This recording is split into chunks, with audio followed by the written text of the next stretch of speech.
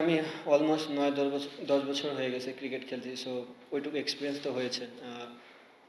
এখনই সময় দায়িত্ব নেওয়ার। তো দায়িত্ব যদি এখন না নিই তো আর কবে? সো সুযোগ পেলে আমি বলতেছি যে জিনিসটা যে দায়িত্ব নেওয়ার সময় এসেছে, বাট জিনিসটা এই না যে প্রতি ম্যাচে আমাকে দায়িত্ব নিতে হবে। আমি মানুষ, আমার দ্বারা মিস্টেক হতে পারে। কিপিং কোনো ব্যাটিংয়ের ক্ষেত্রে হেল্প করে না। কিপিং একটা পার্ট। যদি ফিল্ডিং করি, ফিল্ডিং যেভাবে করতে হয় কিপিং জিনিসটা সেম। আমার কাছে মনে হয় দুজনের ব্যাটিং ডেপথই খুবই ভালো। দুই টিমই যখন খেলবে তাদের ৭-৮টা করে ব্যাটসম্যান থাকবে, মেন ব্যাটসম্যান।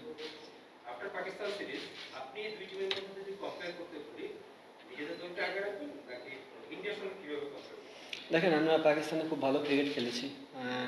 এটা আমার কাছে মনে হয় এটা পাস্ট হয়ে গেছে, বাট এখান থেকে আমরা কিছুটা কনফিডেন্স পেয়েছি। বাট হোমে যখন ইন্ডিয়ার সাথে খেলবো, ইন্ডিয়া অলওয়েজ বেটার সাইড।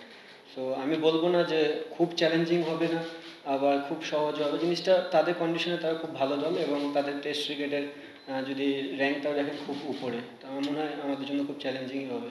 না, আপনি একটা খুব ভালো পয়েন্ট বলেছেন। এটা আমাদের আসলে প্লেয়ারদের ফোকাস করা উচিত, কারণ টেস্ট ক্রিকেটে সেশন যেহেতু জিততে হয়, প্রত্যেকটা সেশন অনেক ইম্পর্টেন্ট। আমার কাছেও এটা জিনিসটা ব্যক্তিগতভাবে মনে হয়েছে যে আমরা প্রতিদিন যাই ফার্স্ট সেশনে খুব একটা আমাদের যে 100% ক্রিকেটে খেলতে পারি না, স্পেশালি বোলিং ব্যাটিং দুই দিক দিয়ে। তো এখানে একটা বিশাল বড় ইমপ্রুভমেন্টের জায়গা আছে। আর দেখেন, ড্রেসিং রুমে আমাদের সবসময় পজিটিভ মেন্টালিটি কথাবার্তাই হয়, আমরা কীভাবে কামব্যাক করতে পারি, কীভাবে গেমটাকে চালাতে পারি। সো এটা তো সবসময় পজিটিভ ওয়েতেই কথাবার্তা হয়, বাট একটা জিনিস যেটা ভালো যে আমাদের ওখানে একটা ইমপ্রুভমেন্টের জায়গা আছে এবং আমরা চেষ্টা করবো ওই জিনিসটা ভালো করার। আমি যে খুব অ্যাটাকিং ক্রিকেট খেলি জিনিসটা তা না। আমার মনে হয় আমার কাছে যে বলটা মনে হয় স্কোরিং জোনের বল, আমি ওটাকে স্কোর করার চেষ্টা করি। আর অবশ্যই এখন যে কোনো ফর্মেটেই আপনি দেখবেন রানটা প্রাধান্য মানুষ বেশি দেন। আপনি যদি লাস্ট গেমে চিন্তা করেন বা তার আগের গেমটাও চিন্তা করেন, আমরা একটা জায়গায় যাই কিন্তু রান করতে পারতেছিলাম না। সো আমি নামার পর বলার রানা বলে খেলাতে কিন্তু একটা ফ্লো চলে আসে। আমার কাছে মনে হয় যে এখন আমি যে ধরনের ব্যাটিং করি, বিশেষ করে টেস্ট ক্রিকেটে, পুরো ওয়ার্ল্ডে সবাই অ্যাটাকিং মুভমেন্টে ক্রিকেটটাই খেলে।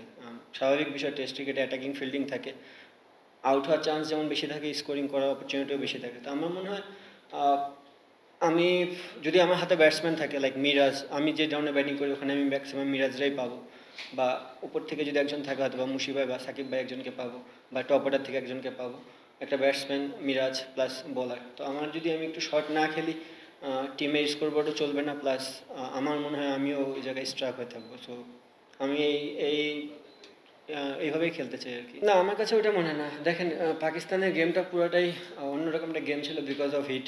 প্রচণ্ড গরম ছিল।